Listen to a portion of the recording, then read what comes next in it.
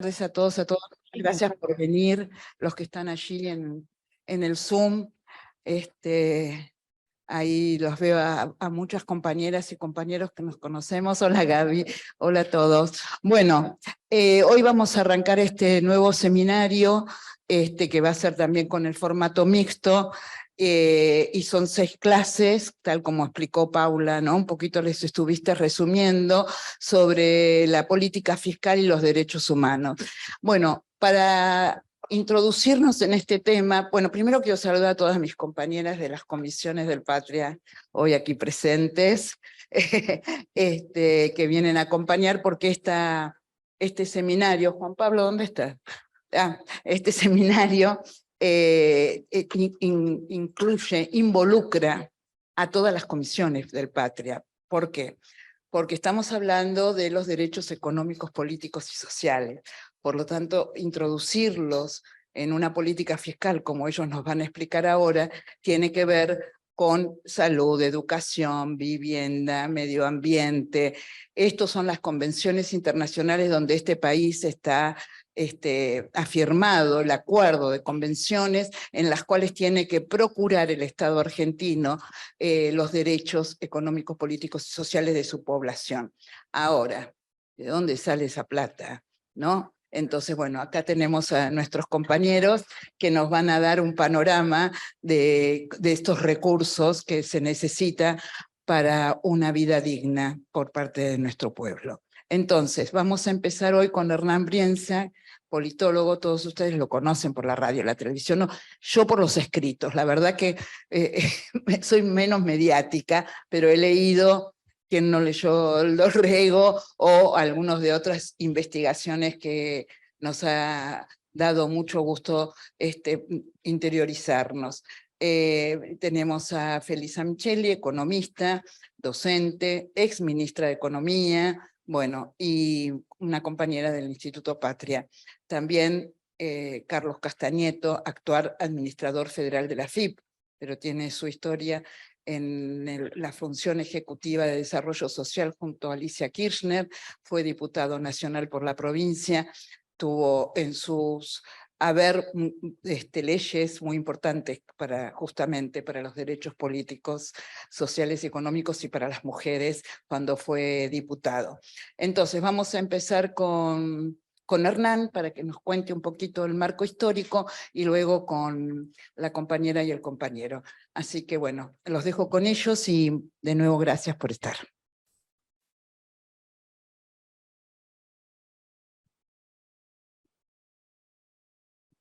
Bueno, buenas tardes a todos y a todas. Gracias por la invitación. Es un desafío hablar de una materia como impuestos, sobre todo para los que no sabemos nada de impuestos. Y ese es el lugar de los politólogos, que generalmente no sabemos nada de impuestos. Hablamos de otras cosas, pero no de esta materia, pero sí me parece que es interesante pensar desde la ciencia política o desde la historia qué ocurre con los impuestos o qué ocurre con los impuestos y la nación, ¿no? Digamos, ¿qué pasa con los discursos sobre la nación y la creación de impuestos cuando un Estado-nación termina convirtiéndose o su conversión en Estado-nación, cuándo se produce realmente? ¿Qué tiene que ver los impuestos con la construcción de un Estado-nación? Y si puede haber Estado-nación sin impuestos y viceversa, si puede haber impuestos sin Estado-nación. Por supuesto que puede haber tributos e impuestos sin Estado-nación, puede haberlo con monarquías, puede haberlo con otras formas de gobierno. Pero la gran pregunta es si la identidad nacional no es quizás uno de los principales propulsores de la posibilidad de que se generen impuestos en términos de identidad colectiva, ¿no? Esa es la gran pregunta, ¿no? Siempre, yo doy siempre clases sobre pensamiento argentino, latinoamericano, pensamiento político, y una de las grandes preguntas que siempre hago es cuándo nace un país, cuándo se inicia una nación, ¿no? Por supuesto, la pregunta tiene un montón de trampas. Las trampas se pueden abordar desde distintos lugares, desde un punto de vista institucional, desde un punto de vista cultural, identitario, esencialista, constructivista, ¿no? ¿Qué es un Estado-nación? Es una pregunta que hace por lo menos 150 años que los cientistas sociales se están preguntando, ¿no? Por lo tanto, es la pregunta madre de la modernidad, pero también es la pregunta que también nos une a esta mesa, porque la identidad nacional está atada a la capacidad de un Estado también de recaudar. ¿Y en función de qué? En función de una comunidad y de una idea imaginaria o no, pero de comunidad posible, como es la nación y como es fundamentalmente el Estado-nación moderno que todos conocemos en la Argentina desde 1850 en adelante, por poner una fecha que siempre es caprichosa y que es una respuesta habitual a la idea del concepto de desde cuándo somos nación los argentinos. 1853 suele ser una respuesta con muchos votos en las encuestas entre estudiantes, ¿no? La mayoría sospecha que 1810, 1816 son puntapiés inicial, pero que no hay conformación de Estado-nación y por lo tanto se puede hablar de protonación, pero no de nación y su Estado. La Constitución Nacional nos permite pensar en una lógica de un Estado federal que incluya a las provincias y que constituya ese aparato, ¿no? La gran pregunta es qué pasó antes y qué pasó con el aparato estatal antes y qué pasaba en tiempos de la colonia con cómo se sostenía ese aparato estatal, aún en tiempos del virreinato del Río de la Plata, que todos sabemos que es un virreinato muy, muy joven y que dura muy poco tiempo, unos 40 años, pero que en las leyes de comercio del 1778 y de fines del siglo XVIII ya hay una serie de tributos a algunas actividades comerciales, hay algunos gravámenes a algunas participaciones económicas. Ustedes me corregirán después si es gravámenes, impuestos, esas cosas. Los dejo a ustedes que me corrijan tranquilo, por eso pedí hablar primero para que después me corrijan. Pero el tema es que ocurre en 1810 con la Revolución. ¿Se heredan esas lógicas impositivas o en función de un cambio de política económica cambian también los ingresos del protoestado-nación? Esa es una cuestión fundamental porque no casualmente las lógicas de recaudación del aparato estatal están en función de los modelos económicos. Algo que es casi una obviedad, pero que no es tan sabido, que los impuestos, los gravámenes y este tipo de cuestiones están en función del modelo económico que uno construya. No solamente en un modelo regresivo o distributivo, de distribución de la riqueza o de concentración de la riqueza, sino también de los delineamientos de la generación de riquezas de un país y de un Estado-nación. Y oh casualidad, el principal ingreso entre 1810 y les diría prácticamente 1890 es la aduana, y es la aduana de Buenos Aires. Y es la gran discusión sobre el proceso que va entre el proceso de independencia, guerra civil y establecimiento del Estado-Nación. La gran discusión es sobre la aduana de Buenos Aires. Sobre quién tiene la capacidad o quién tiene el derecho, diría yo, de cobrar impuestos aduaneros. Y es muy interesante los debates que se producen una vez constituida la independencia entre provincias y Buenos Aires, no solamente sobre qué hacer con la aduana de Buenos Aires, sino con las aduanas secas. Y es interesante porque las aduanas secas eran las formas que tenían las provincias de recaudar para, de alguna manera, sostener sus economías regionales. Avasalladas por la aduana de Buenos Aires, las provincias crean aduanas secas. Pero hay algo más interesante, las aduanas secas vienen de antes, ¿no? Y es interesante cómo la economía también marca la actuación de las provincias en la independencia. Por ejemplo, Jujuy rápidamente se plegó a la independencia no a la independencia, sino a la Revolución de Mayo. El Cabildo de Jujuy fue uno de los primeros que dijo sí, apoyamos la Junta de Buenos Aires. La provincia de Salta no, tardó un poco. ¿A qué se debe esa tardanza y a qué se debe el apuro de Jujuy? La aduana seca estaba en Jujuy. El virreinato del Río de la Plata, con los Borbones a la cabeza, cambian la aduana seca de Jujuy a Salta. Por lo tanto, los intereses económicos de Salta estaban más ligados al virreinato que los de Jujuy, que se habían visto perjudicados por la construcción de la aduana seca en Salta. La aduana seca es, vos pasás con tu carreta y tenés que pagar impuestos como si fueras un barco, como si fuera una frontera, como si fuera un límite nacional. La forma en la cual las provincias fueron construyendo esos recursos propios están en función también de la imposibilidad de las provincias, a partir de la construcción de la aduana de Buenos Aires, de poder generar sus riquezas en función de lo producido, en función del mercado interno, en función de hay un mito con el interior respecto de las industrias del interior, digamos, pero digo esto porque es un mito propio.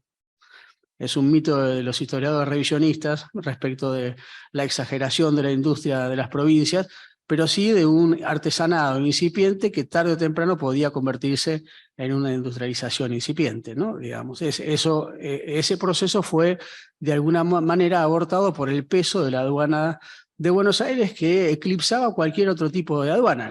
La construcción del Estado-Nación en función de la expulsión de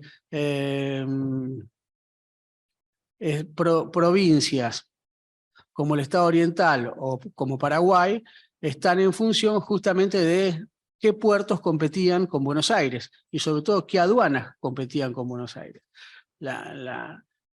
Quizás alguna vez deberíamos preguntarnos seriamente si la Argentina no debería tener su puerto en Montevideo, que es un puerto que no es necesario ser dragado permanentemente porque es de mar abierto.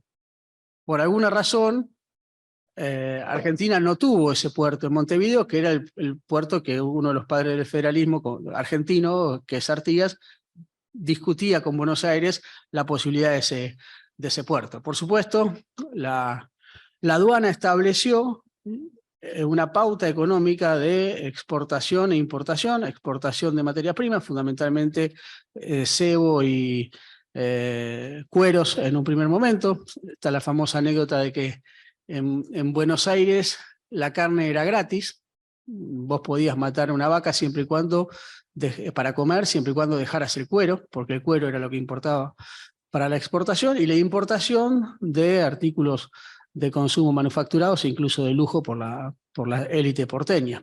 Ese modelo económico fue el que de alguna manera dominó la discusión en los 80 años restantes y que incluso atraviesa los años de la Confederación Argentina con Juan Manuel de Rosas, ¿no? Esa lógica de creer que el modelo agroexportador nace con Mitre y no tiene un importante escalón en la construcción de la oligarquía terrateniente de Rosas con su primo Anchorena, que es uno de los principales beneficiarios de la ley de enfiteusis de Rivadavia. Voy a hacer una breve explicación. La ley de enfiteusis es una ley que el gobierno de Rivadavia realiza para alquilar las tierras públicas a 20 años a determinados arrendatarios. De esa manera, la provincia de Buenos Aires recauda, es una forma recaudatoria.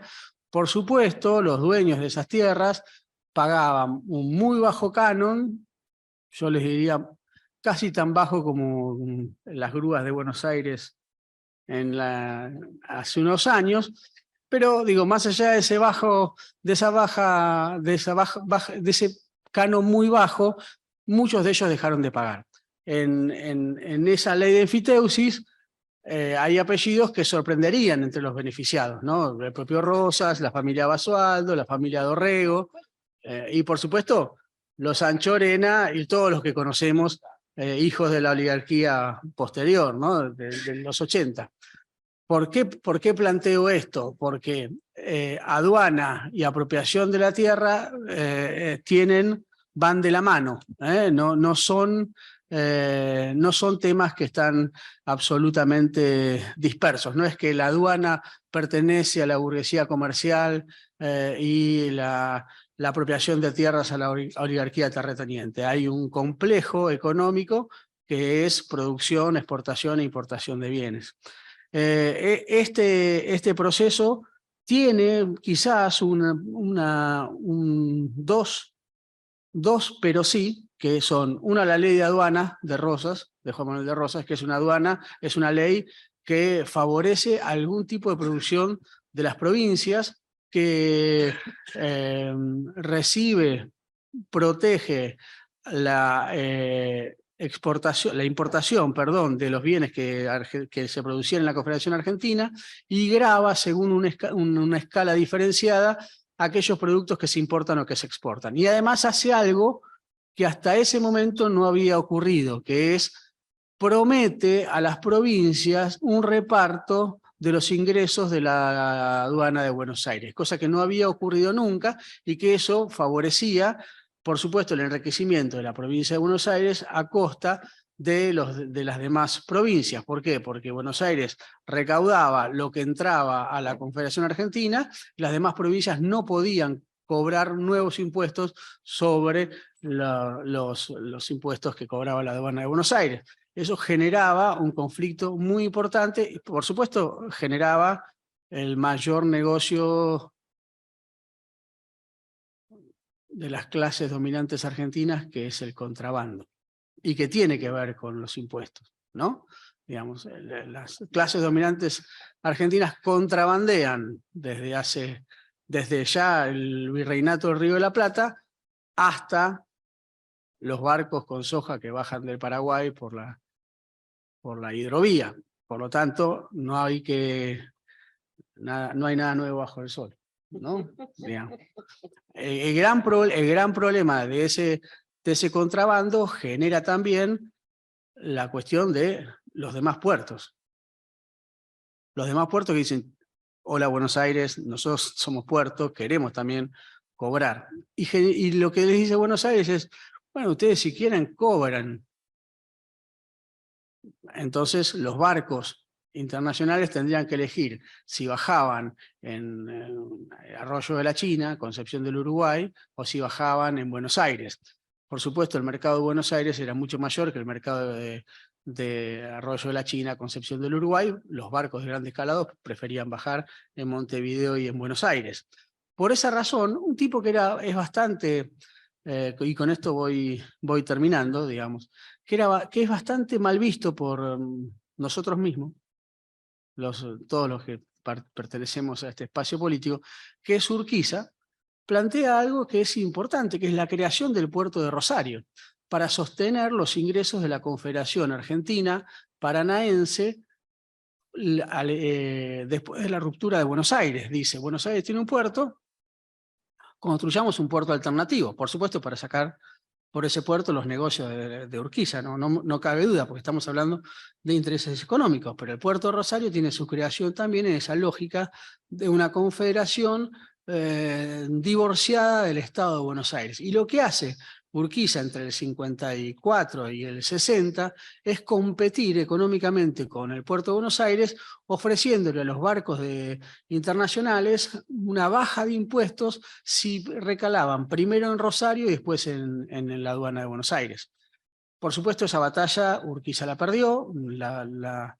La Confederación Paranaense Argentina con capital en Paraná tuvo que hocicar después de haber ganado la batalla de Cepeda, y sobre todo después de haber ganado la batalla de Pavón y haber perdido en la declaración de quién ganó la batalla de Pavón, y sobre todo en el golpe de Estado de Bartolomé Mitre frente al gobierno que se deshacía de Santiago Derqui.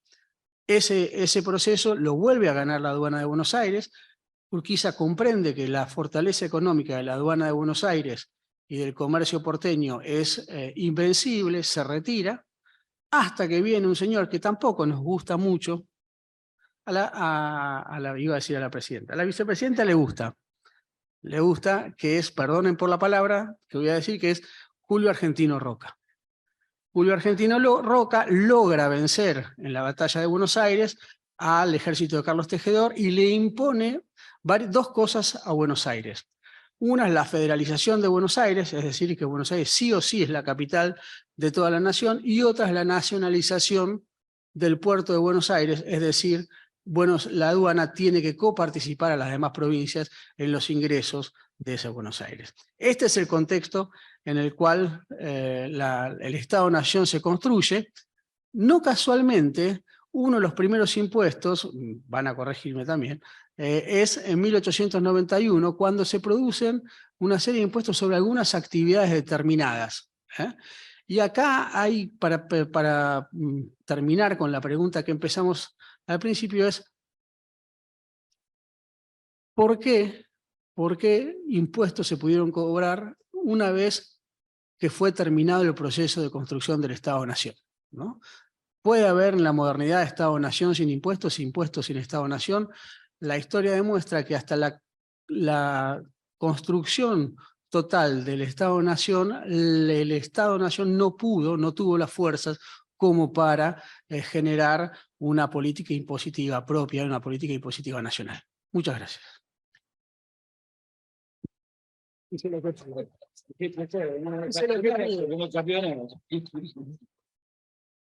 Bueno, muchas gracias. Sí, impresionante. Nosotros normalmente siempre queremos, cuando abordamos alguna temática, darle contexto histórico, porque las cosas no las podemos entender ni aprender, con H, aprender, sin saber de dónde venimos y cómo fuimos construyendo nuestra propia identidad. Por eso, Hernán, era tan importante tu intervención hoy y muchas gracias. Bueno, entonces quiero además, algo que me olvidé al principio, las disculpas y de Oscar Parrilli, que es el presidente de este instituto, totalmente excusado por la situación, que va a estar bien, todo va a estar bien, pero hoy justo no puede estar con nosotros. Entonces quería saludarlos en nombre de él a todos y a todas. Así que Felisa, compañera querida, te escuchamos. Perdón, pensé que bien. Bueno. Buenas tardes a todas y a todos.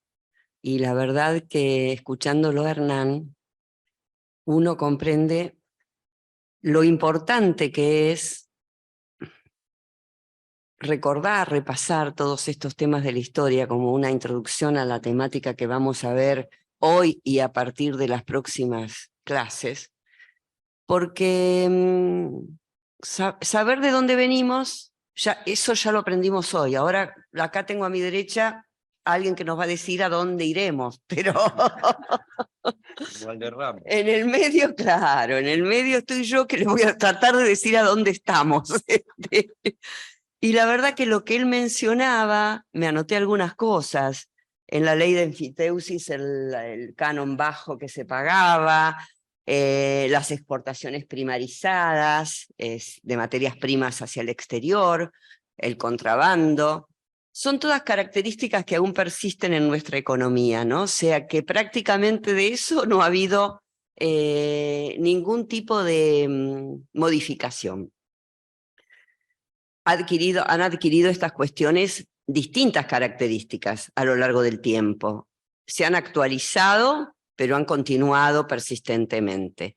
Y hay una cuestión también que no se mencionó, pero que sí está vigente hoy en la Argentina, que es que los sectores dominantes, tanto históricamente como en la actualidad, siempre han pujado por absorber la renta extraordinaria que tienen determinadas producciones. Y eso me parece un tema muy importante a mí en la política tributaria, muy importante.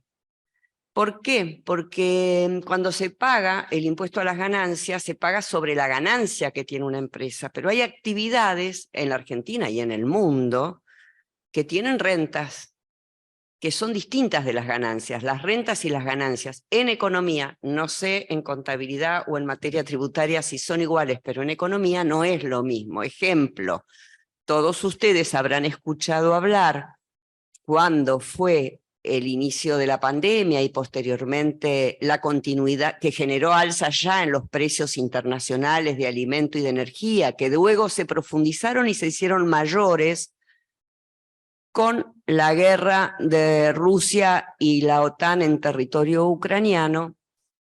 Ustedes habrán escuchado muchas veces que esos aumentos de precios que se dieron significaron rentas extraordinarias para las empresas energéticas y que muchos países, porque además fueron rentas inesperadas, no fueron derivadas de la inversión que hicieron los accionistas de esas empresas para mejorar su performance, para mejorar su productividad y con eso obtener mayores ganancias.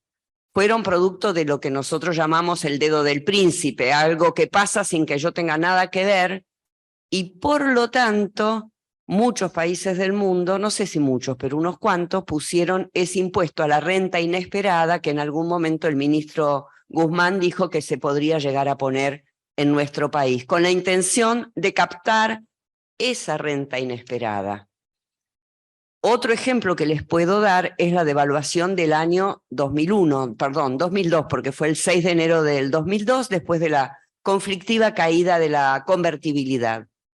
En ese momento, los exportadores, cada dólar que exportaban, lo debían cobrar a $1 si lo liquidaban en Plaza Buenos Aires. En ese momento todavía estaba vigente la posibilidad de dejar los dólares en el exterior libremente, no había ninguna regulación financiera en el mercado de capitales internacionales. Eso, producida la devaluación, todos los productores agropecuarios vieron mejorada su rentabilidad exageradamente, porque por cada dólar que exportaban ya no recibían $1, recibían 3, triplicaron sus ingresos. Eso fue una renta inesperada. Tampoco fue producto de sus decisiones de inversión, de las mejoras productivas que hicieron en sus establecimientos. Fue también producto del dedo del príncipe, un gobierno que toma una medida. Y en ese momento se trató de captar esa renta inesperada fijando las retenciones a las exportaciones del sector agroindustrial. Pero los dejo acá como para distinguir esta cuestión de la renta, que siempre los sectores dominantes, que como mencionaba Hernán, a lo largo de la historia fueron cambiando, pero muy vinculados a las actividades primarias exportadoras, siempre, además de su lucha por obtener mejores ganancias, están siempre disputando la totalidad de la renta que se pueda producir en determinadas actividades. Esto lo dejamos ahora entre paréntesis porque tiene mucho que ver con la política impositiva. Porque una pregunta que les puede surgir a ustedes ¿es lógico que el Estado se apropie de parte de esa renta inesperada o de esa renta extraordinaria para compartirlo con todos los ciudadanos de un país? ¿O es lógico que sea apropiada por cada uno de los actores económicos que son beneficiados extraordinariamente por una política que no decidieron, para sí mismos y para acumular mayores riquezas y beneficios? Bueno, esta es una pregunta que queda instalada, pero ahí hay un punto donde la política tributaria tiene mucho que hacer y en Argentina eso está en discusión permanente, sobre todo después de la 125, donde claramente hubo una disputa por la renta y por la apropiación de la renta que ganó el sector agropecuario, y que de alguna manera esa batalla perdida, que fue dada con toda dignidad y necesidad por gran parte, por el gobierno en primer lugar y por gran parte del pueblo argentino, esa resolución de ese conflicto en forma negativa para el Estado Nacional significó que prácticamente hoy retenciones en la Argentina sea una palabra prohibida, una política económica que no se puede aplicar.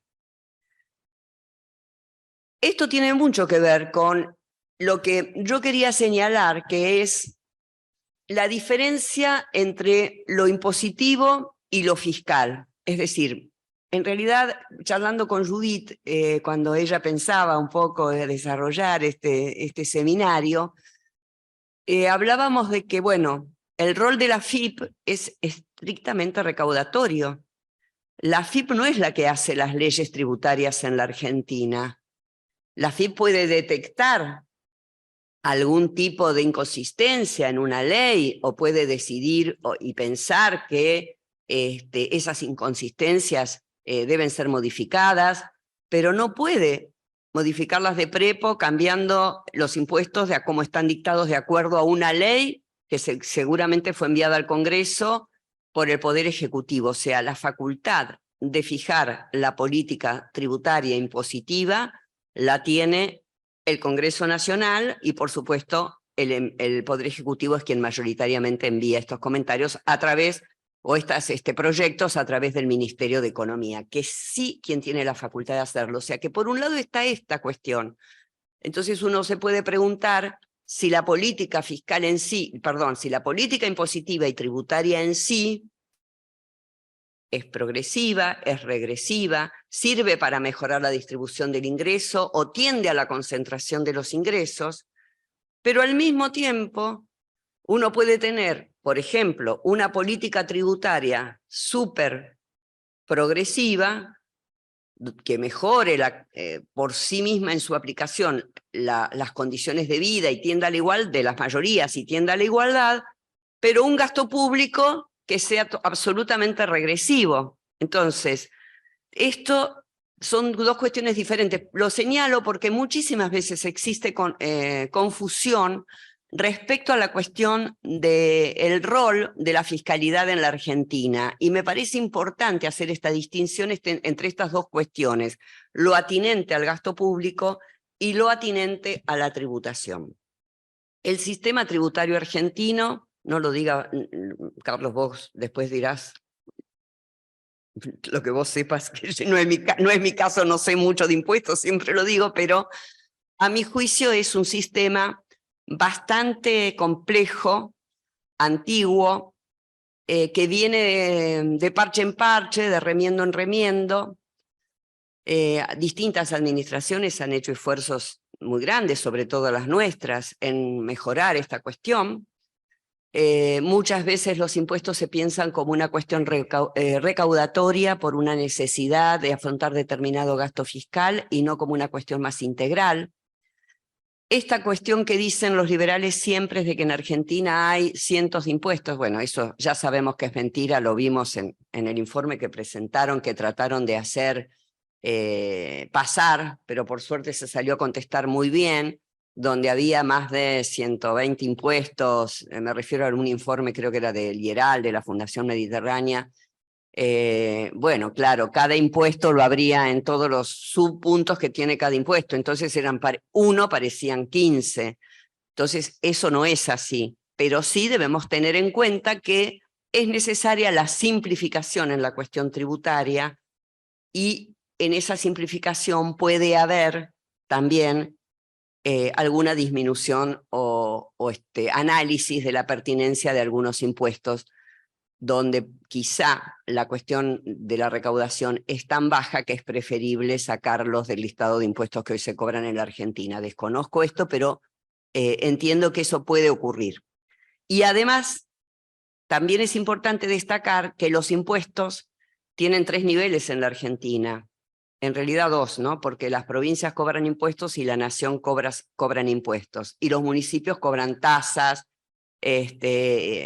Algunos, bueno, claro, antes la municipalidad era un municipio, cobraba el impuesto inmobiliario, pero hay una superposición cuando se habla de tanta cantidad de impuestos en la Argentina, de estos 3 niveles del Estado, cobrando distintos aspectos, distintos impuestos, distintas tasas, contribuciones, y por lo tanto aparece esta situación de que el sistema impositivo argentino es sumamente complejo, de difícil acceso, cuando en realidad son muy pocos impuestos, 4 o 5 por lo menos a nivel nacional, lo que generan la gran parte de la recaudación y que generan, bueno, la masa de recursos más importantes para el Estado. una vez marcado esto, me parece también que es importante que todos los que aborden este seminario conozcan es que los impuestos que cobra la nación se coparticipan a las provincias.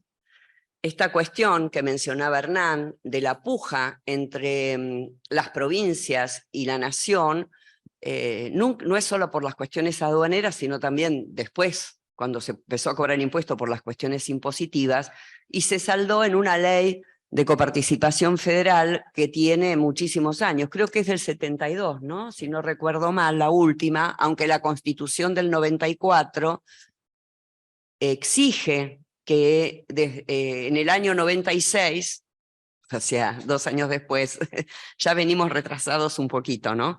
Se presente un proyecto nuevo de coparticipación federal. Entonces, a través de esa ley de coparticipación federal, con distintas modificaciones, por eso digo que a veces es complejo y un poco obsoleto nuestro sistema impositivo. Por ejemplo, el reparto entre nación y provincias. No sé, en los 70 era re fácil, estaba la ley, tenías los impuestos, sabías que a la provincia tal le correspondía el 2%, a la otra el 1%, a la otra el 4%, sacabas ese porcentaje y les mandabas su recaudación. Pero ahora las cosas han cambiado. Todo así por cuestiones que necesarias, no digo que no, pero que no hacen un cuerpo impositivo realmente que me parece que debe ser explorado y proponer algunas cosas que tiendan a disminuir esta complejidad. Por ejemplo, parte de la recaudación de algunos impuestos nacionales van al ANSES. Por lo tanto, se detraen de lo que se coparticipan. Se crea un nuevo rubro, un nuevo ítem en ganancias, pero ese ítem se cobra, pero se detrae por acuerdo, ¿no?, con las provincias de la coparticipación. Otros impuestos que se crean pueden no ser coparticipables. Entonces, o se hacen fondos especiales con determinados porcentajes que no tienen que ver con los porcentajes de la coparticipación general. Entonces, hoy lo que le toca a cada provincia hay que sumar los pedacitos de cada uno de los porcentajes, el base de la ley madre, más todos los otros reformas que hubo, o agregados que hubo en los últimos 40 o 50 años, y la verdad es que se hace confuso, complejo y difícil de cuantificar qué le toca a quién, y me parece que esto merecería una rediscusión, Ustedes saben que las discusiones por los impuestos y por el reparto de la recaudación tienen mucho que ver con la correlación de fuerzas políticas. O sea, no es una cuestión técnica, no es que hacemos un índice en función de la población que tiene cada provincia, de lo que pensamos que es bueno que desarrolle cada uno de los territorios y tratamos de impulsar desde la nación determinado proyecto productivo, cultural, educativo para esa provincia o esa región. No es por eso. Técnicamente se puede hacer rápidamente. Nos sentamos nosotros en un rato y hacemos las cuentas y decimos le corresponde tanto a cada una. No, esto se hace fundamentalmente por cuestiones políticas y depende de la correlación de fuerzas políticas que se puedan disponer de los fondos de una manera o de otra. Por ejemplo, todos ustedes se acordarán de lo que se llamó el fondo de la soja, que cuando se aumentaron las retenciones, para lograr ese aumento de las retenciones y conseguir el voto de los senadores de las provincias que participaban en esa votación, de todas las provincias que participan en el Congreso legítimamente, se tuvo que resignar desde la Nación un porcentaje que se reparta entre las provincias. O sea, aceptaban esa suba de retenciones, pero esas retenciones tenían que ir en parte a un fondo que después se repartía y se participaba con las provincias. O sea, para cualquier modificación tributaria, impositiva, de tasas, de bases, etcétera, etcétera, etcétera, es necesario el consenso político o el poder político suficiente para hacerlo unilateralmente si fuese esa la situación, que hoy lamentablemente no lo tenemos ni existe. O sea, uno se pregunta por qué en el año 2023, un año donde tenemos una sequía extraordinaria, donde no van a entrar las divisas que necesitamos, y eso implica una caída en la recaudación por parte de las retenciones, no se aplica de vuelta el llamado popularmente impuesto a las grandes fortunas. Bueno, ustedes se imaginan si el Congreso para sacar el otro día una ley como la ley Lucio, la de los sordomudos del lenguaje de señas y no sé qué otras cosas más. Se armó ese escándalo.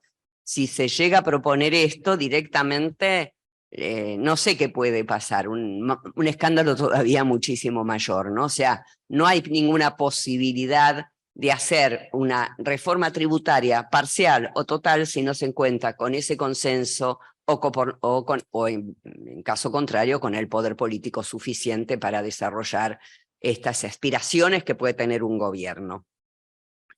Yo siempre digo que el crecimiento económico es el mejor aliado que tiene el ente recaudador. No hay mejor política de aumento de la recaudación que hacer crecer la economía. Es un fenómeno constatado in situ en la Argentina. Empieza a crecer la economía y la gente empieza a generar empleo, con lo cual la gente, no, las pymes, digo, la estructura económica, los actores económicos, comienzan a generar empleo. Entonces aumenta los inscriptos en el sistema de pago de jubilaciones y la ANSES aumenta su recaudación. Las ventas comienzan a blanquearse parcialmente, de a poco, es un proceso. Entonces también comienza a aumentar la recaudación impositiva, además del aumento en sí por el crecimiento. Se aumenta la base de recaudación, aunque no se toque ningún impuesto, aunque no se toque nada. Esto fue lo que pasó en el proceso virtuoso que se inició en el 2003. Crecía la economía, la recaudación crecía por encima de la inflación, eran años de baja inflación, recordemos, y entonces la AFIP recaudaba, las provincias estaban felices porque recibían mayor coparticipación federal, y de ahí eso volvía a alimentar esto que nosotros llamamos este círculo virtuoso del crecimiento para contraponerlo a lo que estamos viviendo hoy, que es el círculo vicioso del ajuste permanente. Porque todos sabemos que cuando empieza el ajuste, cae el gasto público, esto hace que haya menos demanda agregada total en la economía, significa menos producción, menos pago de impuestos, la AFIP recauda menos, el Estado tiene menos para pagar sus gastos. Entonces al año siguiente, ¿qué hay que hacer? Ajustar de vuelta. Y empieza de vuelta el círculo vicioso del ajuste permanente. Esto pasó en los 90 con el fondo, está pasando ahora, hace un año que se firmó el acuerdo y estamos en eso. Ya no tenemos casi posibilidades de implementar como se quería la moratoria jubilatoria, por más que salió la ley, habrán leído en los diarios que está en discusión las características resolutivas que va a tomar esa ley a los fines de que sea lo mínimo indispensable el costo fiscal que tenga. La mejor, entonces, aliada de la recaudación es el crecimiento económico. No hay otro. La AFIP podrá poner un inspector en cada esquina, en cada comercio. Claro, la AFIP podrá generar incentivos, que me parece a mí una mejor política que la de control. Pero si no hay crecimiento económico, bueno, no se pueden hacer milagros, ¿no? Si estamos así en un momento en donde, por ejemplo, el empleo que crece es el empleo del monotributarista, ¿qué va a pasar con los ingresos de la... ¿Qué pasa con los ingresos de la ANSES? Ni se mueven con esa situación. Entonces, fijémonos siempre en esto porque justamente de ese aumento en la recaudación va a poder depender que se cumplan o no las políticas para satisfacer los derechos económicos y sociales de la población, que se satisfacen a través de lo que hace el Estado. Justamente hablábamos antes de venir para acá, que a veces es incomprensible alguna parte del pueblo argentino cuando dice que van a votar a Milei, pero que quieren mejor seguridad, mejor educación, mejor... Justo el que dice que no va a haber Estado, que el Estado no tiene que interferir en ninguna actividad, prácticamente, que le va a poner una bomba al Banco Central. Entonces, ¿dónde está esa conciencia social respecto a que el gasto público es imprescindible en una sociedad, no solo para contrarrestar los desequilibrios sociales, como pueden ser todo lo que llamamos transferencias a los sectores más vulnerables de la población, sino para los subsidios, por ejemplo, de las tarifas de transporte y de las tarifas energéticas, tan necesarios que han sido y siguen siendo para gran parte de nuestra población y de nuestra industria, que quizá sin esos subsidios no podría haber crecido como creció y no podría ser competitiva frente a las posibilidades de otros que tienen otros países por tener energía más barata. Entonces acá la política pública referida al gasto social, que depende muchísimo de la recaudación, fundamentalmente en unos años como estos que estamos viviendo, atados a un programa con el Fondo Monetario Internacional, que revisa cada rubro del gasto, controla cada renglón de la recaudación. Por supuesto, el fondo no le importa que creemos todos los impuestos que queramos. Eso creo que les gusta un poco porque de alguna manera permite que haya más recaudación y como la obsesión de ellos es que no haya déficit fiscal, de alguna manera supongo que estarían contentos. Pero lo que sí revisan y no quieren que suba para nada es el gasto público. Ahora, casualmente, estos señores todos sabemos que tienen un sesgo. ¿En qué gasto público se fijan ellos? No en todo el gasto público, no.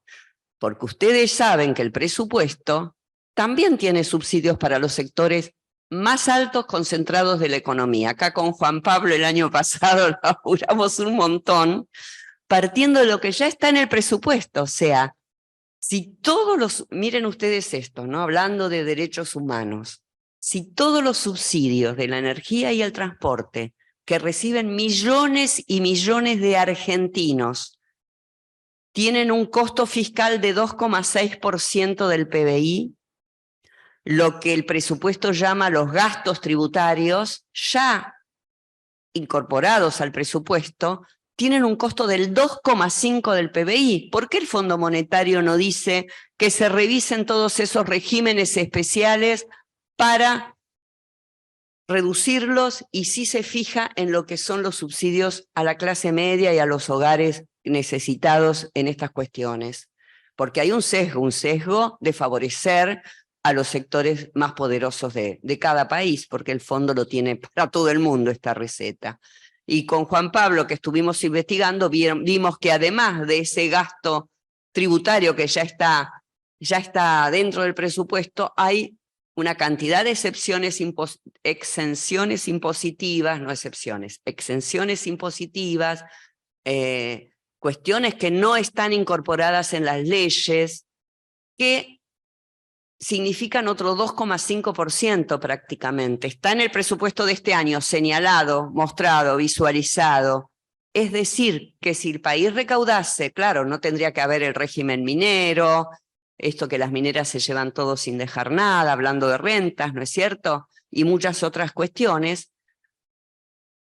Fíjense ustedes que si por lo menos se obtuviese como ingreso la mitad de esos gastos tributarios y de estos otros gastos que también son exenciones a las leyes, se recaudaría un 2,5%, no habría que tocar en nada el resto del gasto social y se podría seguir adelante sin tanto sacrificio para nuestra gente.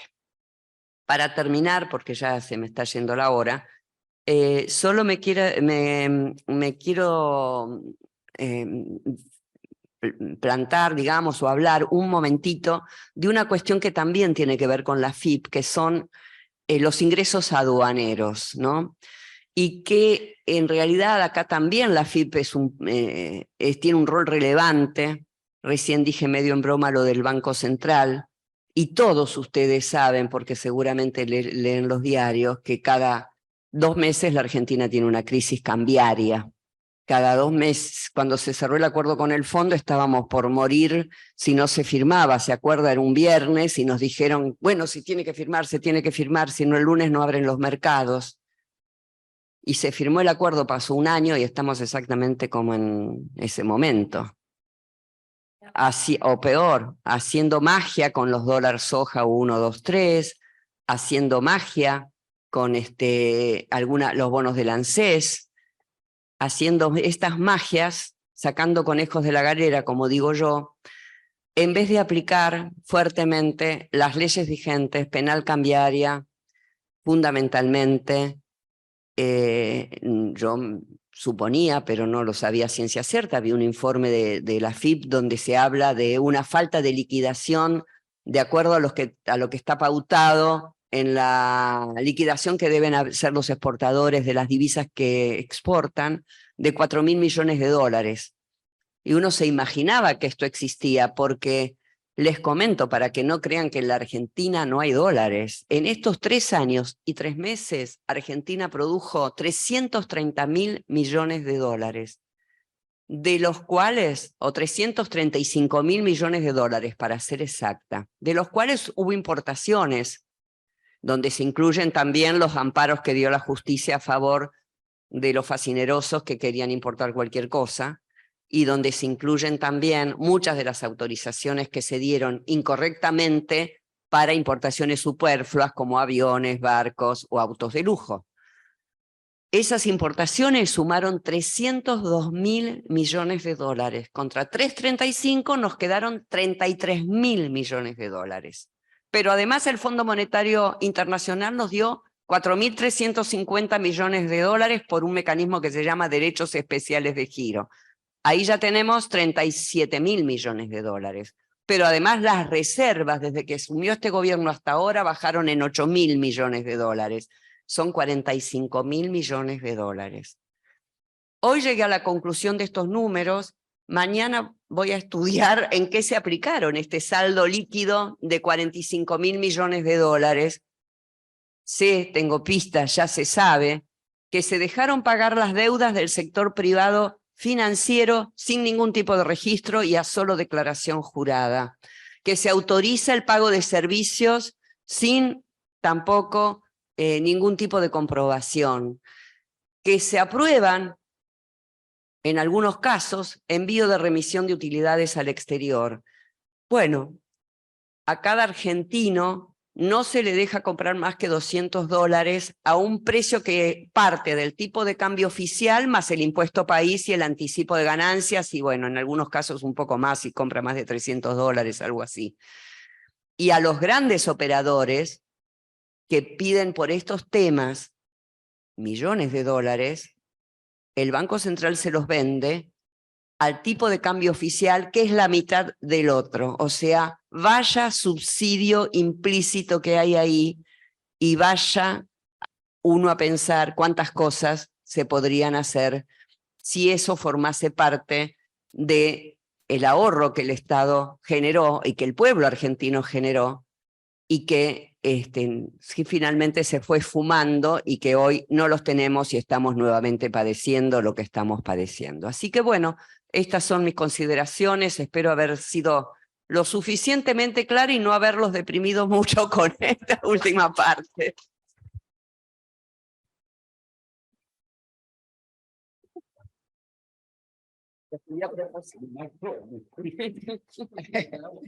Bueno, gracias, Felisa. Nos encanta, a nosotros damos mucho lugar al debate y también a la confrontación de algunas ideas también, para ver cómo, porque de esta tenemos que salir como grandes militantes que somos todos. Así que te agradecemos que no nos deprimen. Conocer la realidad nos permite salir de esta situación. O bueno, pero un poquito, sí, pero no vinimos a... Ahora Carlos nos va a explicar, nos va a contar todo lo que tiene previsto. Él ha estado en funciones ejecutivas donde también tuvo que lidiar bastante. Así que bueno, te escuchamos, Carlos, gracias. Eso te quería decir, al final hacemos todas las preguntas. Sí, no se va nadie. Eso quería, esto me estaba pidiendo Juan Pablo y me olvidé. Después vamos a dar lugar a las preguntas, tanto las del chat como de aquí. ¿Sí? Bueno, gracias. Bueno, buenas noches a todas y todos, a los presentes y también los que están conectados vía Zoom. Bueno, después de la exposición de Adrián y de Feliciana, no es fácil. Les voy a contar un poco lo que es la AFIP. Digo, tiene 3 direcciones generales, una, como decían bien, de aduana, otra de los recursos de la seguridad social y la otra la Dirección General Impositiva. Tenemos 600 puntos de atención en todo el país, digo, a través de direcciones regionales y a su vez todos los puntos aduaneros, donde bien decían la parte de puertos y también el traspaso de una provincia a otra y también la parte seca, vamos a decir, de todos los países limítrofes donde el cruce de frontera. Digo, es un organismo que, como decía Felisa, no dicta leyes, sino reglamenta las leyes que da el Congreso. Por eso es tan importante también las elecciones y las votaciones intermedias. A mí me tocó ser diputado y, por supuesto, no lo votamos, pero primero la ley que sacaron fue el no pago de bienes personales a las grandes fortunas, vamos a decir así. Y por otro lado fue el blanqueo. Que el blanqueo salió de una forma y cuando lo reglamentó el Ejecutivo permitió entrar dentro del blanqueo los familiares.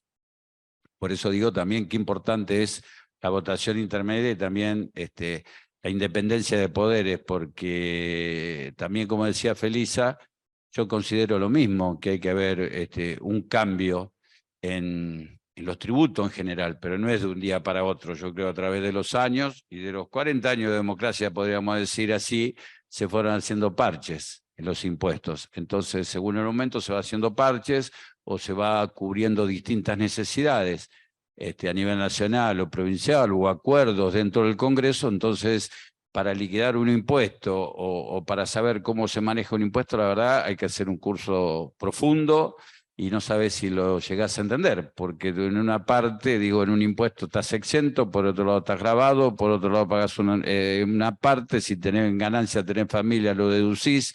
Digo, no es para nada fácil la parte impositiva en la Argentina, pero creo que un debate en serio de una reforma tributaria, yo creo que es al mismo nivel que casi una reforma constitucional. Si queremos hacer algo serio, buscar los mejores y las mejores tributaristas y hacer una comisión de expertos realmente quizás con un objetivo claro de achicar la cantidad de impuestos y ver las formas más simplificadas de la tributación. Por otro lado, bien como decía Adrián, Argentina y otros 2 países de Latinoamérica o de Sudamérica tenemos un sistema federal donde hay impuestos coparticipables y, como decía Felicia, hay impuestos nacionales provinciales y los municipios cobran tasas municipales. Por ende, nosotros, quiero aclarar, digo, a cargo de la FIP ayer 7 meses, hemos firmado convenio con un montón de municipios. Casualmente mañana firmamos con Avellaneda también para simplificar el pago, cosa que vos puedas entrar a la página de cada municipio con el BEP y puedas pagar las tasas y los impuestos nacionales y los impuestos provinciales para no hacer tantos trámites, cosa de hacer un sistema mucho más ágil, rápido y simplificado para ellos. Por otro lado, también hay mucho intercambio de información con las provincias, donde estamos actualizando las bases de datos, porque es muy importante no tener, hablando mal, un estado bobo, sino un estado donde podamos cruzar dentro de lo factible y donde nos dé nosotros la ley dentro del secreto fiscal, pasar intercambio de información para que cosas que fiscalizaciones que hacen las provincias y nosotros no vayamos 20 veces al mismo lugar, sino podamos compartir ese tipo de información. Pero bien, digo, voy a ser rápido, pero quiero contarle algunas cosas. Primero, yo cuando llegué dije que tenemos que pescar afuera de la pecera, si no siempre pagan los mismos, y yo digo que no es justo que si yo pago bienes personales y vivo al lado de la casa de ella y ella tiene una casa más grande que la mía y no paga, me parece que la viveza se acabó. Entonces tenemos un sistema satelital donde hemos ido a los countries y a distintos lugares donde encontramos o campos que están declarados como terrenos y están sembrados y a su vez después de la siembra levantan la cosecha y le dan de comer animales o la evasión o la elusión fiscal, que después voy a tocarlo en 2 minutos. planteamos un plan estratégico dentro del organismo de 7 puntos, que es mejorar el desempeño recaudatorio del sistema tributario nacional, reducir el incumplimiento tributario. Después le voy a decir, bueno, el incumplimiento tributario en la Argentina ronda aproximadamente el 33-74%. Mejorar la progresividad de la recaudación y su incidencia distributiva, incrementar la regularización laboral, reducir maniobras perjudiciales de la sub- o sobrefacturación en el comercio exterior, reducir la evasión producto de maniobras de deslocalización internacional y mejorar la eficiencia de la administración y la gestión estratégica del gasto. A ver, hay mucho para hablar, digo, pero creo que para hacer un resumen rápido, digo, es un organismo recaudador, pero a su vez puede tener una mirada estratégica hacia dónde va a trabajar. Yo creo que tenemos grandes desafíos. Primero en la pandemia, el organismo, yo estaba en Seguridad Social en ese momento, tuvimos un rol importante en lo que fue el ATP y el IFE, que pagamos un sueldo a todos un salario mínimo vital y móvil a todos los trabajadores de las distintas empresas, cumpliendo distintas condicionalidades.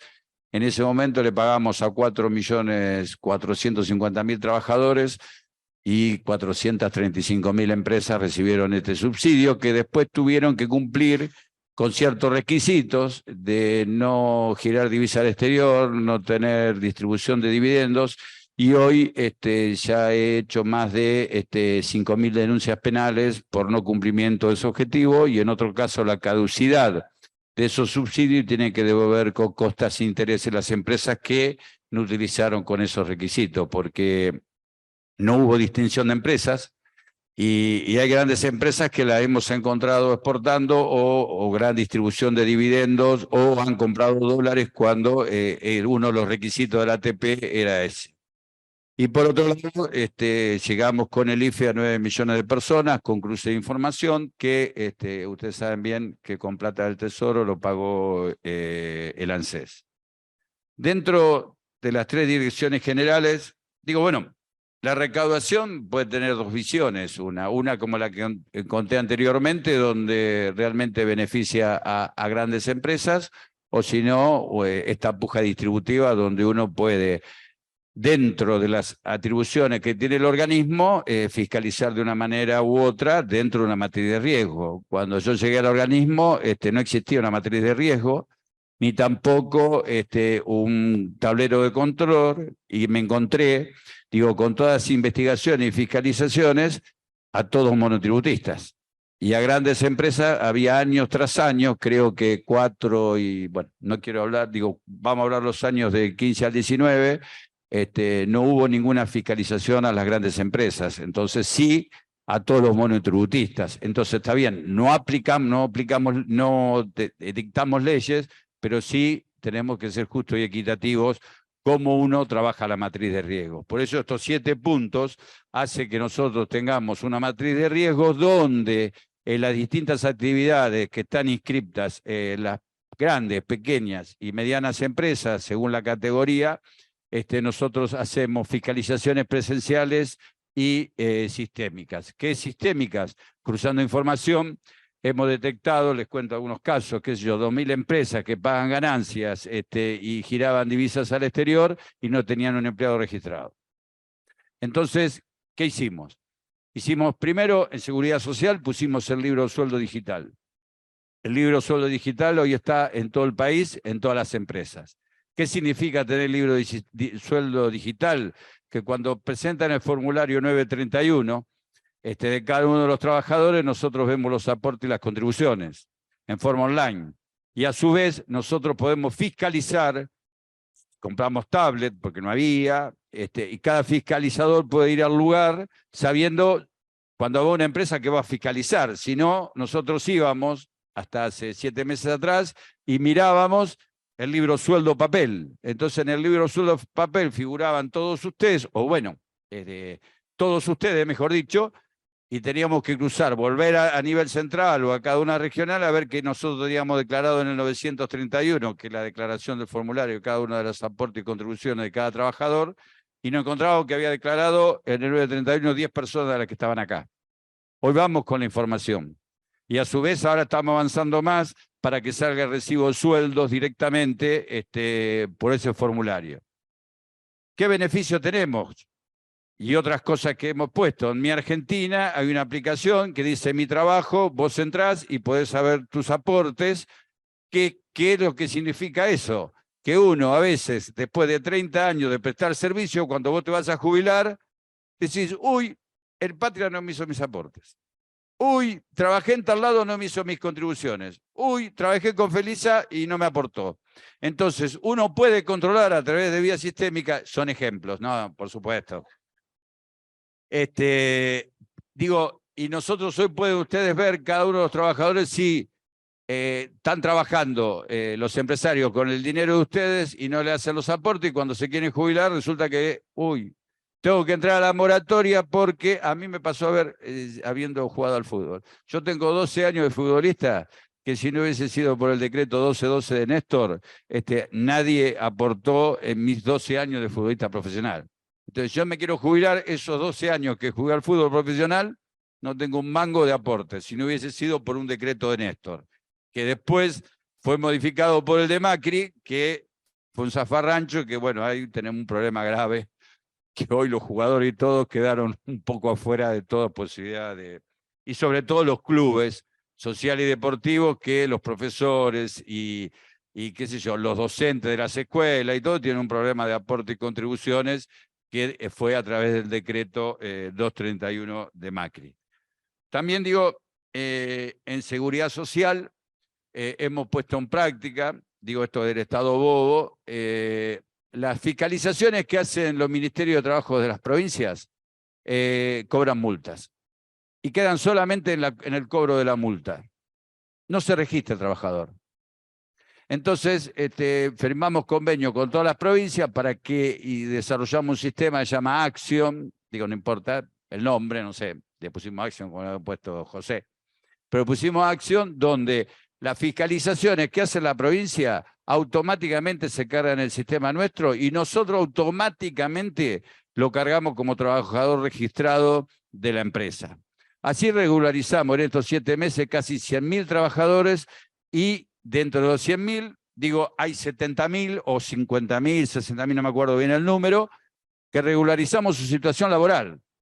Por esto que decía yo del libro sueldo, porque a ustedes le aportaban porque ganaban por 40 y resulta que ustedes ganaban por 100. Entonces, cuando usted se va a jubilar con un aporte de 40 en lugar de tener un aporte por 100. Bueno, estas son medidas que hacen un poco a la regularización laboral.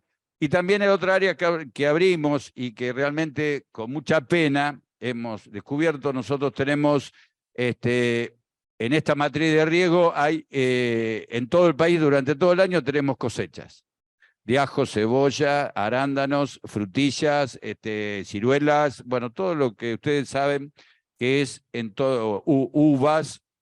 Entonces, armamos un área de trabajo ilegal que es trata laboral, lo que comúnmente lo llamamos como el trabajo golondrina, que está aceptado socialmente, decir, son los trabajadores que van de un lado al otro. ¿Qué hacen eso? Es no hacer aporte y contribuciones y tener trabajando en una forma infrahumana. Hemos encontrado casos de trata laboral, digo, en la parte llevatera, por ejemplo, en la parte de cosecha de cerezas, que las cerezas que me trajeron un día son este tamaño.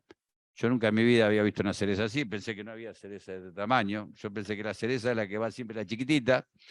Tenían que bajar 120 baldes por día, no tenían casa, no tenían baño, estaban con sus hijos y al cabo de terminar la cosecha, en 4 meses le pagaban 30.000 pesos y se tenían que pagar el pasaje de vuelta. Así pasa en muchos lados de la Argentina. En el tema limones, digo, en muchos casos, y nosotros estamos profundizando con un área específica con respecto a trata laboral y automáticamente se le hace denuncia penal.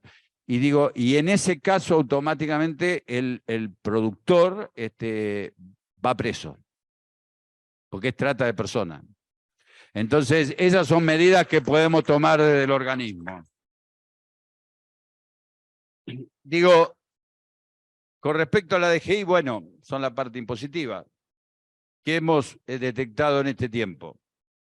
Primero, el otro día Cristina lo dijo, bueno, ya hace un tiempo, pues pasan los días rápidamente. La otra vez en Pilar dijo Cristina que las grandes empresas pagan entre el 4 y el 6% de ganancias. Y es así. Digo, la recaudación de ganancias, el 40% de cuarta categoría, son los trabajadores en relación de dependencia, el 40% pagan las empresas y el otro 20% lo pagan por la compra de inmuebles o yates o autos o transferencias. Y ustedes fíjense, los trabajadores pagan lo mismo que las empresas. Qué locura, ¿no? Los trabajadores pagan el 33, 35 y las grandes empresas pagan, o las empresas pagan el 4 y el 6. ¿Dónde está la maniobra? En los pools empresariales y en los grandes estudios contables. Y lo digo acá porque lo he dicho en los medios y lo sostengo. A ver, nosotros somos todos empresarios los que estamos acá. Entonces, a Felisa le da pagar ganancias. A mí no. Entonces yo le facturo de mi empresa Felisa y compenso. A Adrián le toca pagar IVA, a Felisa no. Le pasa la factura a Adrián para que no pague IVA. Y así es la maniobra impositiva que hacen los grandes estudios, las grandes empresas, porque en uno yo soy presidente, en ella de otra es vice y él es accionista. En otra él es presidente, ella es vice y yo soy accionista. En otro vos sos accionista. Así viceversa, van jugando los grandes empresarios para evadir y eludir la parte impositiva. Entonces, hemos tomado medidas. Primero, saqué una resolución general que a las empresas que habían impuesto determinado, no es que la ganancia, porque acá hay que definir qué es ganancia y qué es impuesto, ¿no? En este caso. La ganancia es incalculable. El impuesto determinado en aquellas empresas que habían tenido un impuesto determinado de 100 millones y 300 millones de pesos, imagínense lo que habían ganado si decimos que pagan el 2 o el 4%, fíjense lo que pagamos. Hemos puesto un anticipo de ganancias que empezó hace 3 meses y termina en junio de este año, mayo de este año, donde le cobramos el 25 y el 15% en forma anticipada. Nosotros ahí recaudamos 250.000 millones de pesos que hacen que estas empresas jugaran, digo, con la plata durante un año y con la inflación que estamos teniendo, lamentablemente, cuando tienen que pagar el impuesto a la ganancia a un año vencido, no pagan nada. Entonces, con esto pudimos anticipar la recaudación.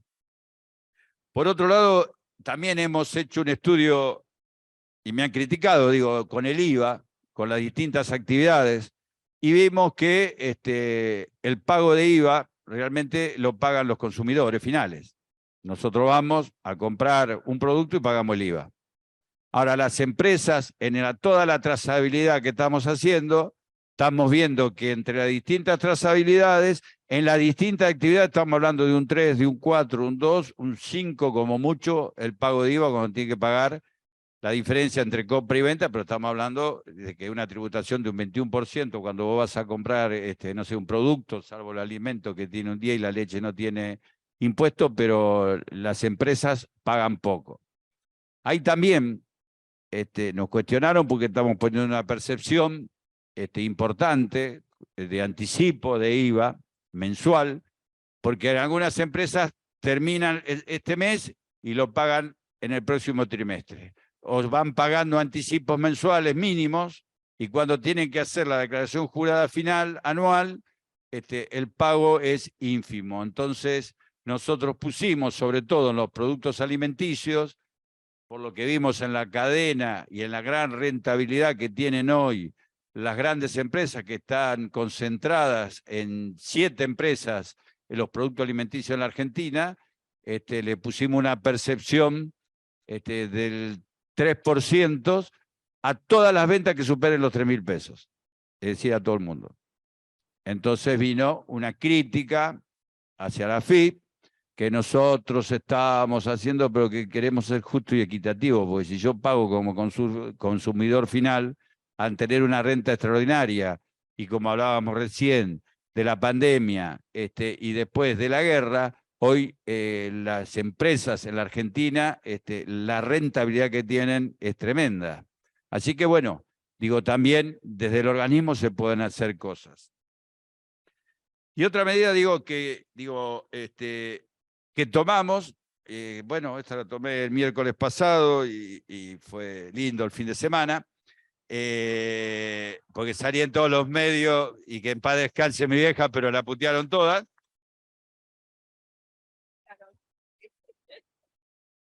El organismo tiene un certificado de exclusión. Un certificado de exclusión. ¿Qué quiere decir eso? Que aquellas... A ver, nosotros no analizamos balance, lo analiza el EGJ. Pero ¿qué pasa? Digo, entre lo que le conté recién, entre el traspaso de facturación de un lado a otro. Bueno, esto le quiere decir otra cosa más, que el traspaso de facturación lo estoy controlando mucho porque pusimos factura electrónica a todos y a todas, digo monotributistas, autónomos y todas las empresas, y a su vez ahora vamos a poner un sistema que se llama GC1, sobre todo en algunos productos, que va a tener, cuando ustedes vayan y le den un ticket, van a tener un código. Ese código va a tener una trazabilidad desde el inicio de la producción hasta el consumidor final. Es la única forma que nosotros vamos a poder desagregar la facturación electrónica, porque si no es imposible analizar la factura electrónica. A nosotros nos entra un promedio de 700.000 facturas por segundo. Imagínense si la podemos analizar. Ahora, con ese sistema se puede desagregar y decimos, bueno, vamos a analizar la trazabilidad de, no sé, desde que la harina hasta que se vende el fideo al consumidor final. Entonces ahora vamos a poner ese sistema donde vamos a tener trazabilidad, no es de un día para otro, pero vamos a tener trazabilidad. Digo, la suspensión del certificado de exclusión es lo que yo les contaba. Entre que pagan poco y el ajuste por inflación, a muchas empresas le da resultado negativo. Pobres, grandes empresas, resultado negativo a través de los años. Entonces tiene un certificado de exclusión. ¿Qué quiere decir eso? Que tienen saldo a favor, por lo que hablaba Adrián, para las importaciones. Entonces esa gente a través de los años importa y no paga IVA ni ganancias aduaneras. Entonces tomé un desafío y dije que hasta el 31 de diciembre esa lista queda en suspenso y pagan el 6% de ganancias y entre el 10 y el 20% de lo que corresponde a IVA para importar cualquier tipo de producto. Entonces digo, bueno, son todas medidas que no son simpáticas para el establishment, pero digo, uno desde el lugar que está, siempre digo, ya que estamos hablando de la parte tributaria y de la responsabilidad social y también de los derechos humanos, uno trata del lugar que está, defender los derechos humanos porque uno quiere que pague lo que uno debe pagar, no ni más ni menos, pero ser justo y equitativo, y eso es lo que tratamos de hacer del organismo. Y por último, la aduana. Cuando llegué, estaba el sistema SIMI de importación. Se bloqueó todas las importaciones que estaban autorizadas y todas las medidas cautelares. Por suerte hoy no tenemos medidas cautelares. Y armamos un sistema que se llama CIRA, CIRACE para servicios, y CIRAPE que sacamos ahora para préstamos. Ustedes dirán, qué cosa rara esto, ¿no? Sí, la verdad que es raro.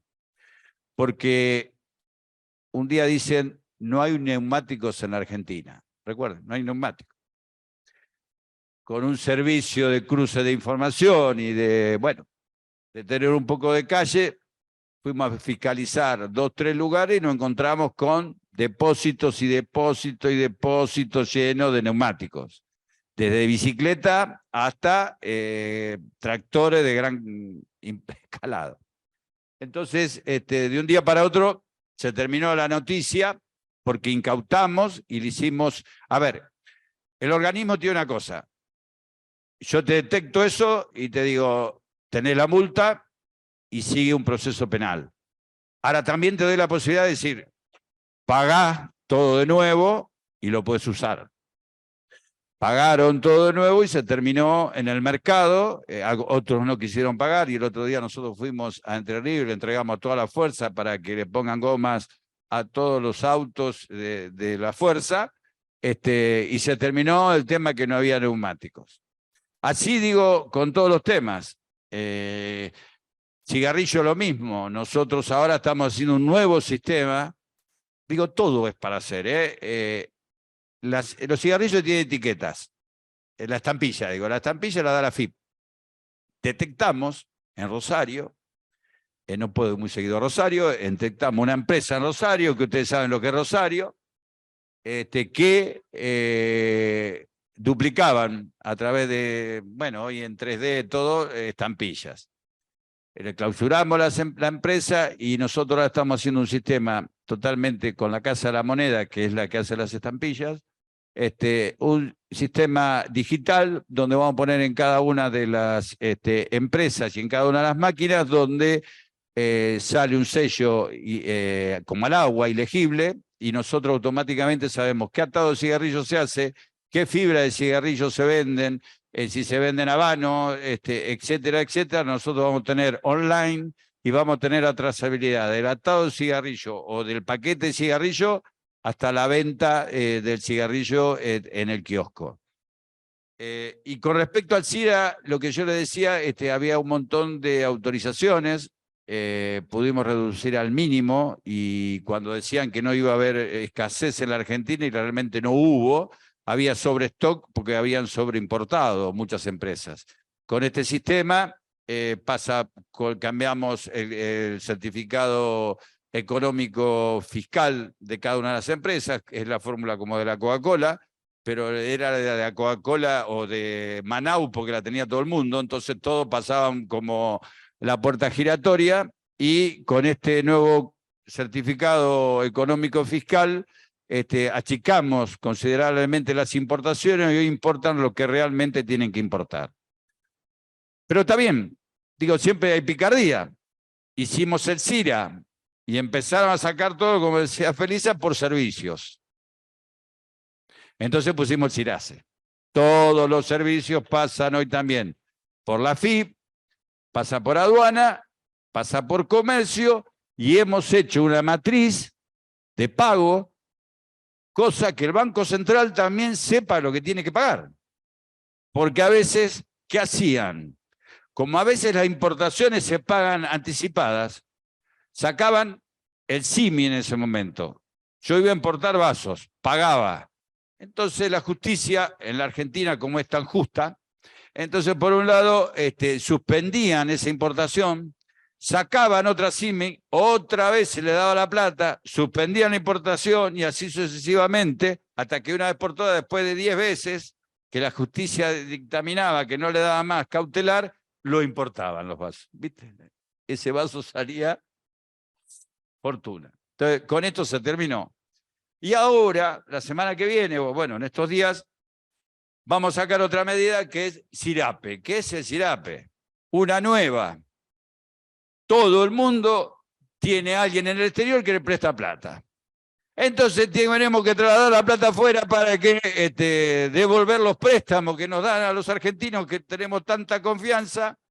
Entonces todo el mundo nos presta plata en el exterior, entonces las grandes empresas tienen que devolver plata al exterior. Ahora van a tener que demostrar con convenios internacionales y a su vez con certificado por todo el mundo que quién le prestó plata en el exterior a los grandes empresarios argentinos.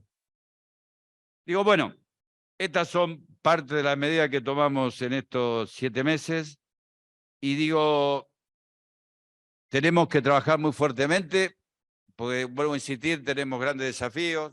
Las plataformas digitales también. Hemos puesto un sistema de percepción, porque Mercado Libre solamente se le cobraba, pero hay un montón de plataformas. Hoy hay muchas ventas que se hacen por plataformas, y también otro sistema que nosotros tenemos que tener muy previsible y tenemos que tener una fiscalización muy seria y muy responsable, son con el teletrabajo. Porque antes, yo lo que le contaba cuando empecé la charla, y no me quiero extender más porque me entusiasmo y termino a las 10 de la noche, pero digo, el teletrabajo ahora tenemos gente de sistemas donde vamos a fiscalizar las empresas, las EIP, porque tenemos gente que trabaja a distancia. Entonces, si vamos a ver a contar cuántos hay acá, digo, bueno, hay 40, 30, 20, pero resulta que para la empresa trabajan 300. Entonces, bueno, es una nueva forma de fiscalización. Bueno, y para terminar, ¿dónde vamos a focalizar? El sector agropecuario, la pesca, la minería, ya saqué una resolución, porque digo, yo pensaba, hay más de 200 proyectos mineros en la Argentina. Yo pensaba, yo por el fútbol jugué en Chile, y cuando iba a Chile y veía en alguna zona, digo, eran ciudades enteras, ¿no? Y yo pensé que acá estábamos en una etapa de exploración, porque la minera declaraban la exploración, entonces pagaban esto. Entonces ahora hicimos un registro donde determinamos las distintas etapas de la minería. La exploración, la producción y la exportación. Porque también, digo, no vamos a permitir, por lo menos desde la FIP, que nos saquen nuestros recursos naturales. Entonces, cuando exportan el litio, tenemos litio A, B y C. Es como la nafta super común o la premium, la super y la común. Arriba te ponen la común, abajo te ponen la premium.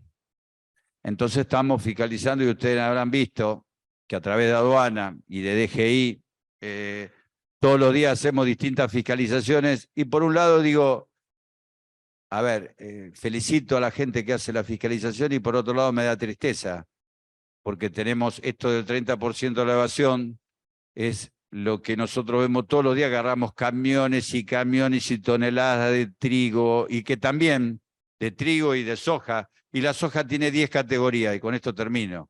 Arriba la ponen la soja negra, que es la que se quema, y abajo ponen la soja blanca. Entonces cuando exportan por, hablando mal, por 2 pesos, pero abajo está la buena.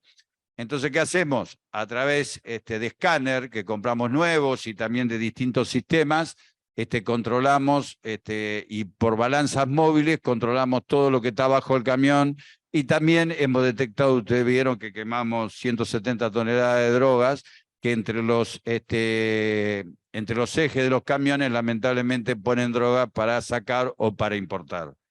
Entonces digo, tenemos esa decisión. Con respecto a la carne, lo mismo, pusimos el remito electrónico, porque hemos detectado que solamente le venden carne las grandes exportadoras a hipermercados chinos. No exportan, no hay una carnicería en el país, no hay nada. Bueno, pusimos el remito electrónico. Otro tema que tenemos que trabajar también, y para terminar, es el tema criptomonedas. Le hemos puesto también una retención, porque las criptomonedas es otro tema que se está debatiendo en el mundo, ¿no? Tuve la suerte, y digo, esto lo quiero compartir con ustedes. Fui a exponer a la AIS, que es la Asociación Internacional de Seguridad Social, y tenemos el orgullo, gracias a Néstor y Cristina, y también a Perón y Evita, desde que antes de nacer hasta que nos morimos, la seguridad de la Argentina es primera en el mundo y somos ejemplo primeros en el mundo. Y también me tocó el otro día ir a Panamá tengo la presidencia de la Comisión Iberoamericana de Asuntos Tributarios y ven cómo la Argentina, en la parte impositiva, estamos siendo pioneros en lo que es criptomonedas, en lo que es plataformas digitales, que es un problema a nivel mundial. Y por último, ya tenemos firmado convenios con más de 140 países para el intercambio de información. Ahora estoy por viajar a Estados Unidos para terminar de hacer el acuerdo con Estados Unidos, que antes era el punto a punto. Ahora logré que se puedan presentar en lotes y nos contestas por lotes. Y hemos detectado en muchos países del mundo, a través del intercambio de información, a través de la OCDE, que ahora la semana que viene a la Argentina también, de gente que tiene mucha plata en el exterior. Estamos hablando solamente en Estados Unidos aproximadamente 100.000 millones de dólares. Así que de una vez por todas, en la Argentina tenemos que mirar adentro de la Argentina, mirar menos para afuera y saber que podemos tener un país justo y equitativo, y aquellos que quieren dinamitar el país con políticas económicas, como decía Felisa, que no tiene que estar el Banco Central, que no tiene que haber más impuestos, y digo, y hay que explicar a dónde van los impuestos. A ver, si caminamos por la calle es porque el asfalto lo hicieron a través de los impuestos, y gracias a Dios uno fue a la escuela primaria, secundaria, a la universidad pública, y algunos que no tenemos hijos, al primer momento vas al hospital público, no vas a un lugar privado. Bueno, a todos estos lugares va la parte impositiva. Los aportes y contribuciones va parte al ANSES, va parte a obra social y para discapacidad, y el resto va al presupuesto nacional, a los presupuestos nacionales a través de los fondos de coparticipación, digo, y las políticas públicas las definen el Poder Ejecutivo a través del presupuesto. Entonces, cuando votemos, sabemos que cuando uno puede recaudar lo mismo, pero se puede fugar la plata haciendo dentro del legislativo impuestos que hacen que los grandes se lleven la plata afuera, o mi familia blanquee guita, o tengamos un gobierno nacional y popular, que el presupuesto sea redistributivo y que los impuestos sean justos y equitativos y que paguen más lo que tienen que pagar y que paguen todos y todas lo mínimo como paga un monotributista y que las grandes empresas y las grandes fortunas no evadan ni busquen artilugios contables para salir, porque lamentablemente hoy en la FIA encontraron un tipo que tiene barro, entonces no me van a cagar con las mentiras. Gracias.